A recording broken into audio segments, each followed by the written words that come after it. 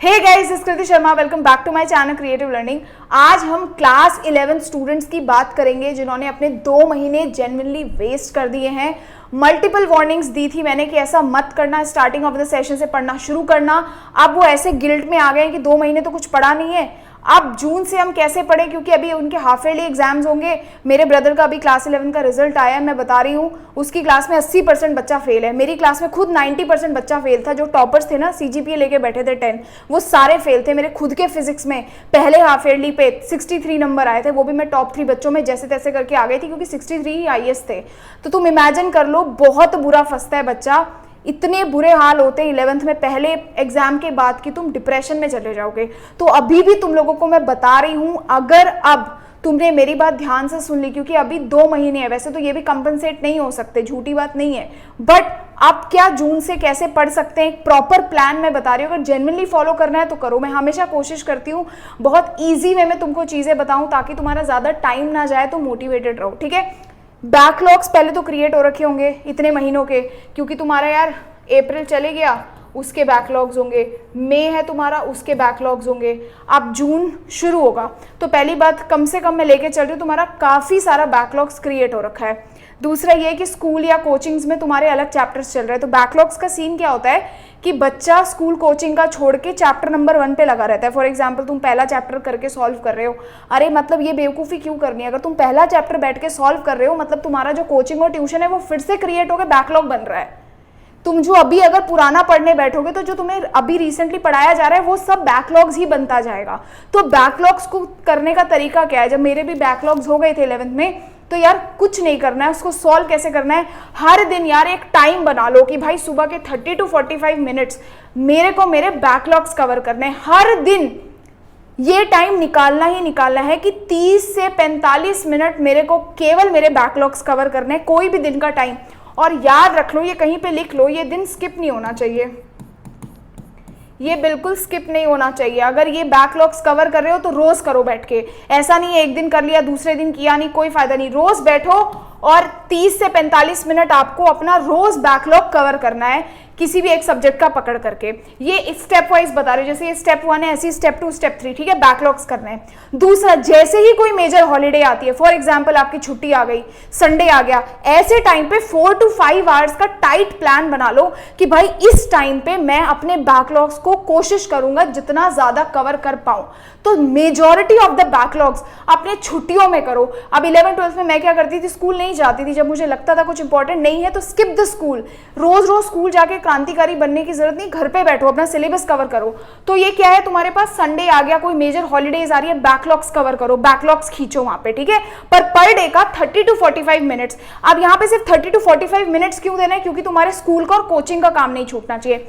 यहाँ पे क्या करना है यार, बहुत सिंपल सी बात है। जो तुम्हारा स्कूल का रेगुलर सिलेबस चल रहा है, जो तुम्हारे कोचिंग का रेगुलर सिलेबस चल रहा है, वो घर आके उसी दिन रिवाइज होना चाहिए। फॉर एग्जाम्पल, तुम्हें अगर कोचिंग में आज किसी भी पर्टिकुलर चैप्टर के 5 टॉपिक पढ़ाए, घर पे आओ, वो 5 टॉपिक खोलो। नहीं समझ आए कोचिंग में, कोई बात नहीं, दोबारा बैठो, दोबारा समझने की कोशिश करो। यूट्यूब पे जाओ, वीडियो टाइप करो, बहुत से वीडियोस मिल जाएंगे तुम्हें, बहुत अच्छे अच्छे टीचर्स ने पढ़ाया है। वो 5 टॉपिक्स जब तक दिमाग में घुस ना जाए ना विद कॉन्सेप्ट, सोना नहीं है। अब बस तुम्हारा एक ही गोल है 11th में, जब तक तुम्हें जितना एक दिन में पढ़ाया जाता है उतना बहुत अच्छे से नहीं आ जाता, कॉन्सेप्ट वाइज समझ नहीं आ जाता, तुमने सोने नहीं जाना है। बेड पे तुम सोने नहीं जाओगे, काम करके जाओगे। स्कूल के 4 टॉपिक्स कराए, नहीं समझता बच्चों को, कोई बात नहीं, घर आओ, निकालो वो टॉपिक्स। स्कूल और कोचिंग में हर दिन पे जितना कराया जाता है वो एक एक चीज तुम्हें पता होनी चाहिए। और पता होनी चाहिए का मतलब बहुत अच्छे से पता होनी चाहिए। इस केस में होगा क्या कि जो तुम्हारे ये बैकलॉग्स क्रिएट है ना, वो एक टाइम बाद तो खत्म हो जाएंगे, बट एक्स्ट्रा बैकलॉग्स नहीं बनेंगे तुम्हारे लिए। अगर तुम ये भी छोड़ते चले जाओगे ना, बैकलॉग्स क्रिएट होंगे। हर दिन का गोल बना के चलो, जितना मुझे पढ़ाया जा रहा है घर पे आऊंगा, चाहे मैं किसी को फोन करूं, दोस्त को फोन करूं, ट्यूशन टीचर को फोन करूं, बट वो टॉपिक्स खत्म करो सेम डे पे। तो ये है तुम्हारी 2 चीजें, बैकलॉग्स के लिए 30 से 35 मिनट, और साथ में जो रोज पढ़ाया जा रहा है उसको रोज पढ़ो 100% डेडिकेशन के साथ। यहाँ पे कोई भी तुम्हारी ये नहीं चलेगी कि नहीं भाई मेरे को नहीं पढ़ना, मेरे को आलस आ रहा है। तो भाई आलस आ रहा है तो फिर क्या फायदा है, फिर तो बैठो, नहीं क्लियर होगा बैकलॉग, जिंदगी में क्लियर नहीं होगा। मैं अभी तुम्हें लिख के दे रही हूँ, 11th क्लास है, बहुत बैकलॉग्स होते हैं, इट इज वेरी डिफिकल्ट, ठीक है। स्टेप 2 पे आ जाओ। स्टेप 2 क्या है? सबसे अच्छा तरीका होता है ये, मतलब इससे बेस्ट तरीका शायद ही क्लास 11th में सिलेबस कवर करने का है। एक ग्रुप बना लो, क्लोज ग्रुप बना लो फ्रेंड्स का, 3 to 4 फ्रेंड्स का ग्रुप बनाया, व्हाट्सएप ग्रुप बनाया, मंथली एलोकेट कर दो। फॉर एग्जांपल पूछ लो आसपास में कि भाई तुम्हारे कोचिंग में क्या चल रहा है, स्कूल सेम स्कूल से हो या सेम कोचिंग से हो तो ऑफकोर्स तुम्हारा कुछ टॉपिक्स तो सिमिलर होंगे। डिसाइड कर लो कि भाई इस मंथ के एंड पे हम लोग ये वाला टॉपिक कर लेंगे, या दो दोस्त कह रहे कि भाई मैं ये वाला टॉपिक पढ़ा दूंगा, तुम मुझे ये टॉपिक पढ़ा दो। एक दूसरे के साथ चैप्टर्स को डिस्कस करो। वीक में 1 से 2 दिन निकालो, जिसको बोलते हैं 3 से 4 घंटा, जहां पे तुम भाई ये टॉपिक्स डिस्कस कर रहे हो। अब चाहे कॉल पे करो, चाहे साथ मिल के करो, बट डिस्कस करो। बोलते हैं ऐसे कि ग्रुप स्टडीज में पढ़ाई नहीं होती, बट अगर जेन्युइनली तुम डिस्कस करोगे ना तो तुम्हें बहुत लॉन्ग टर्म तक समझ आएगा। कॉन्सेप्ट बिल्कुल बेहतर तरीके से 4 लोग बैठो, कॉन्सेप्ट को देखो क्या दिक्कत है, कैसे है, जहां पे समझ नहीं आ रहा है एक दूसरे से पूछो, लेकिन चैप्टर को पूरे बेहतर तरीके से खत्म करो। कोई भी टॉपिक नहीं रहना चाहिए। यहाँ पे हफ्ते में 1 से 2 दिन निकाल दिए, 3 से 4 घंटा बैठ करके पूरे, मतलब एक हफ्ते में एक चैप्टर तो कर ही सकते हो, डिस्कस वगैरह करके इसको खत्म करने की कोशिश करो। टॉपिक को ज्यादा से ज्यादा डिस्कस करो।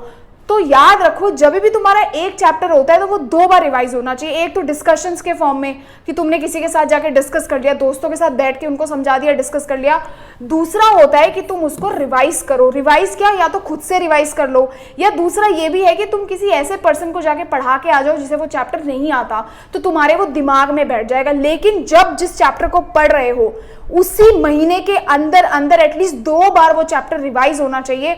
और रिवाइज में ये नहीं कि डेफिनेशन का रट्टा लगा दिया, फॉर्मूला पढ़ लिया, नहीं भाई 11th में ऐसा नहीं करना है। कॉन्सेप्ट समझना है। एक भी कॉन्सेप्ट किसी चैप्टर का तुम्हें नहीं आता ना तो अगले चैप्टर में मत जाना। बैठो, खोलो, 100 बार वीडियो देखना पड़े, 100 बार टीचर से पूछना पड़े, कॉन्सेप्ट सॉल्व किए बिना आगे मत जाना। 10th के तरह बोर्ड का पेपर नहीं आता है कि भाई 10th में आपसे कुछ भी पूछ लिया, पता ही ये प्रिडिक्टेड है, 3 पॉइंटर्स लिख दिए, 3 नंबर। 11th एंड 12th में इस बार अगर सुना होगा 12th का क्वेश्चन पेपर फिजिक्स का बहुत ही ज्यादा टफ था, बहुत बुरे हाल थे बच्चों के। तो कॉन्सेप्ट ऐसा घुमा के पूछेंगे कि तुम्हें समझ नहीं आएगा। तो रटने वाला कॉन्सेप्ट नहीं है, यहाँ पे सारा कुछ समझने वाला है। तो ये अपना एक भी कॉन्सेप्ट मत लिख के रखना। आपको कॉन्सेप्ट किंग बनना है। अगर आपको कॉन्सेप्ट समझ आते हैं तो आपका 11th एंड 12th बहुत आसानी से निकल जाएगा। रट्टे वाले काम नहीं करने। एक चीज और करना कि जब भी कोई भी टॉपिक पढ़ते हो तो साथ में ना एक लिस्ट बना के रखना, ऐसे करके हर एक सब्जेक्ट की।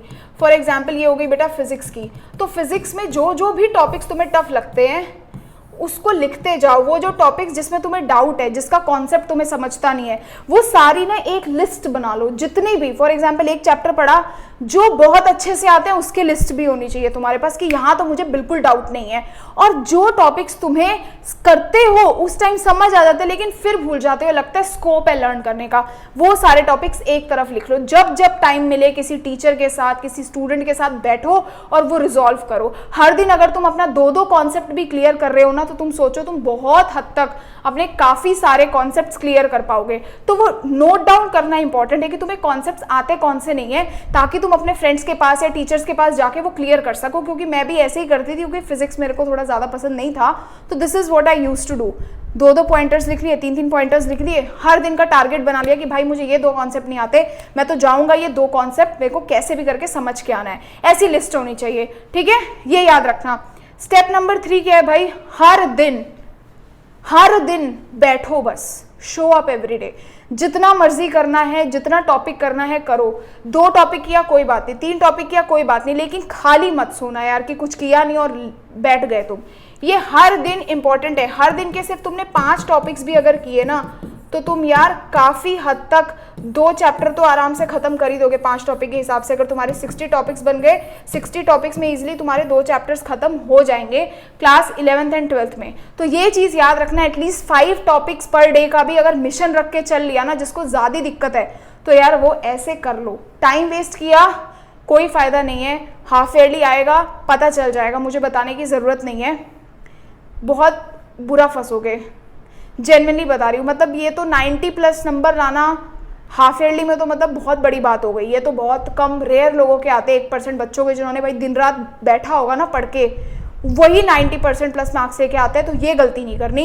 ये अपना सारा सॉल्व करो। हर दिन कुछ ना कुछ पढ़ के सोना है। बस अपना हर दिन सुबह उठ के ये टारगेट बना लो कि भाई मेरे को बैकलॉग कवर करने हैं, मुझे हर दिन कुछ ना कुछ पढ़ के सोना है, मैं खाली अपना दिन टाइम वेस्ट नहीं करने दूंगा, 1 से 2 घंटा कम से कम मुझे टॉपिक्स को पढ़ के सोना ही सोना है। ये है आपका बेसिक टाइम टेबल। अगर तुम मेरे से ये एक्सपेक्ट कर रहे थे कि मैं जून से तुम्हें रोड मैप दूंगी कि भाई 6 बजे उठो, 7 बजे जाओ, स्कूल से आओ, ये बकवास चीज़ है। अब तुम एक मेच्योरिटी के फेज में हो, तुम्हें ये छोटी चीज़ें बताने की जरूरत नहीं होनी चाहिए, तुम खुद सिंसियर होने चाहिए पढ़ने के लिए।